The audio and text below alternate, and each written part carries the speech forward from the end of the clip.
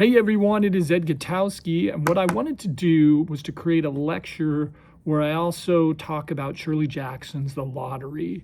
And one of the reasons why I picked The Lottery is that I'm going to argue that mythically we can link the lottery to the ones who walk away from Amelia's, so that the lottery and Amelia's have similar themes, so that mythically we can kind of link these two stories. So if we look at the lottery is set in a small town. So there's our first link to Amelia's. Both are set in small towns. And in many cases, they can tell us maybe about small town mentality. So at the start of the story, right, you notice we have this small town and it's set in summer and everyone is excited about the lottery. We know that this lottery has been going on for years. And the entire townspeople, they get together at the town square to perform the lottery. And everyone is excited. And if you go back and look at the start of the story, little kids are excited. All the adults are excited, right? And so again, there's kind of a similar link maybe to Amelia's, because I was arguing with Amelia's. You had to go to the center of town. If you went to the center of town, there was it. The difference in the lottery is everyone goes to the center of town to perform the lottery. And what's interesting about the lottery, and notice that what happens is there are two people that come out and bring out the black box. And their names are both Summers and Graves. So keep those those names in your mind as the story continues, right? Summer and Graves have a black box. And so it's also important to notice that the color of the box and the box itself, because the box is kind of falling apart, it's kind of crumbling. And my memory of the story, and again, I could be wrong, but I remember that Summer and Graves, since they've always been in charge of the lottery, they somehow got an exemption. They didn't have to participate in the lottery. And that can make things a little creepy or a little odd, because everyone else has to perform in the lottery. And specifically, there's a specific order that notice who goes first. Who goes first are the adults, then the children, then the women. So what that tells us, this is a very male-dominated society. There's a certain organization that goes, right? So that's important also, as well as to understand maybe why Shirley Jackson wrote this story. And remember that Graves and Summers don't know for sure if it's the same box that they've been using for all this time, right? That the box is falling apart, that maybe it's used elements of the box, but that they don't even know for sure if this is the same box. And as we get, everyone gets excited for the lottery, notice we hear stories. We hear stories that other towns have gotten rid of the lottery, and that there's some older people who say, hey, we can't get rid of the lottery. If we get rid of the lottery, right, we might as well go back to be living in caves. That word choice is also important. And then notice those young people in those other towns are causing problems. Remember, the lottery is set in a very small town. I think the population is about 300, give or take. And so notice as everyone is kind of, to pick the lottery, everyone is getting excited, right? And you win if you pick a black dot. So everyone, first the males go, then the children go. And I believe there's a line in the story that says, hey, I'm glad that there's a boy to do man's work, right? Again, that sort of suggests the male hierarchy of the town. And finally, it is the women that go. And notice at the end of the story, it's Tess Hutchins who comes. And Tess Hutchins, she grabs the lottery and she's the winner of the lottery. And notice we always assume that within a lottery, you're a winner, right? That you win, you're going to win $1 million, you're going to peel out in a Corvette. But however, when you win the lottery here, you're stoned to death. And notice when Tess Hutchins picks the winning ticket, she says, it's not fair. It's not fair.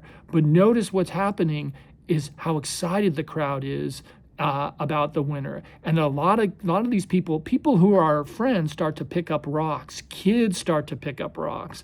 I think there's one of her friends picks up a huge rock, and I'm like, she picks up such a big rock. My back almost goes out, that rock so heavy. And notice Tess Hutchins screams, it's not fair.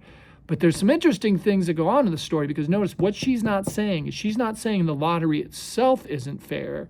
She's saying that it's unfair that she got picked. And one has to wonder in different circumstances, if she had picked, if she hadn't picked the lottery, the winning ticket, and someone else did, would she be in the crowd also picking up rocks as well?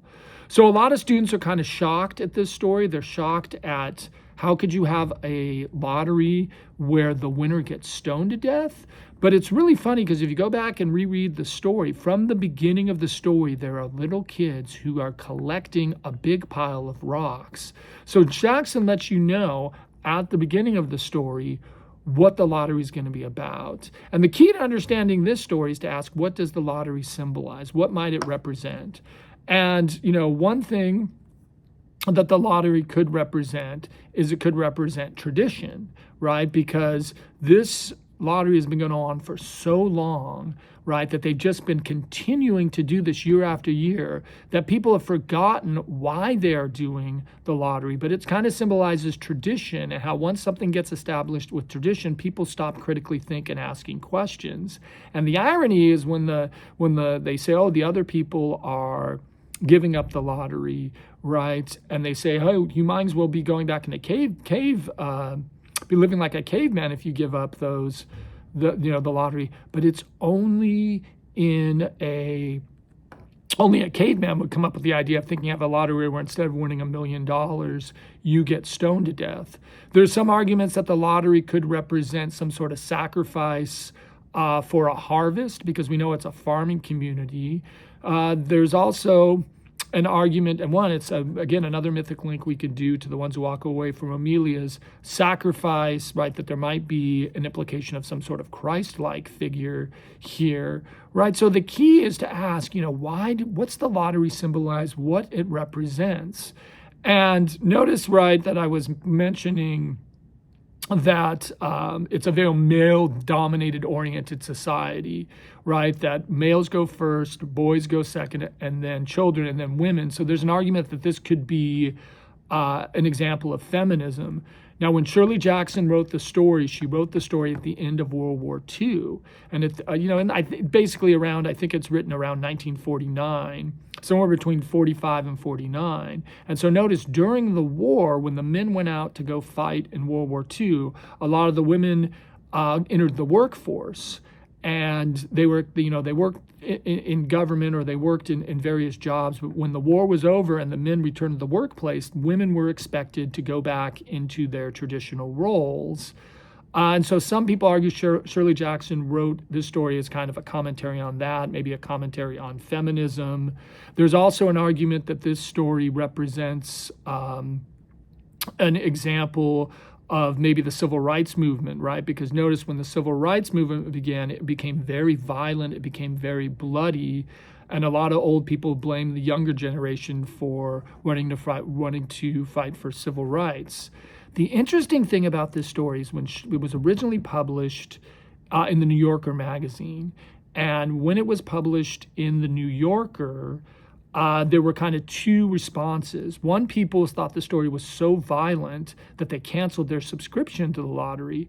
But the other people did is they actually thought the story was true, and they wanted to know where the town was so they could go visit. So that really means this is a story, a commentary on the nature of violence, human violence, and just how ugly things are. And we can link it back to civil rights. If you think about, the civil rights movement, even before and during Jim Crow, segregation was the law of the land, and it was very common in the Deep South that you would find lynchings and that people would go and watch this ugly level of violence. So this just shows you that there's a lot of complexity to the story. It's a great story. So I'm really looking forward to kind of seeing what you think of the lottery. And maybe think of it in terms of mythic criticism. So I'll be really kind of looking forward to seeing what you think about these stories in week 2.